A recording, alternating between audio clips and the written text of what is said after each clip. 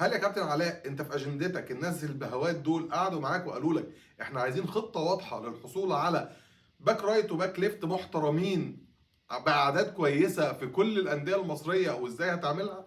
هل الناس دي طلبت منك انك تحط استراتيجيه لقطاع الناشئين بحيث انك تطلع خلال الثلاث اربع سنين الجايين باك رايت كويس وباك ليفت كويس وراس حربة محترم وشادو سترايكر محترم والناس بتلعب مركز 8 بشكل هايل؟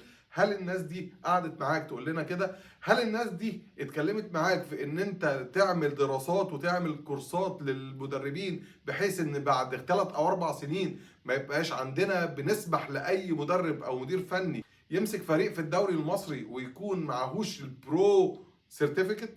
هل الكلام ده غلط ولا صح؟ هل الكلام ده اتقال لك ولا ما اتقالكش؟ البهوات المفروض يقولوا لنا. نروح بقى للمنظومه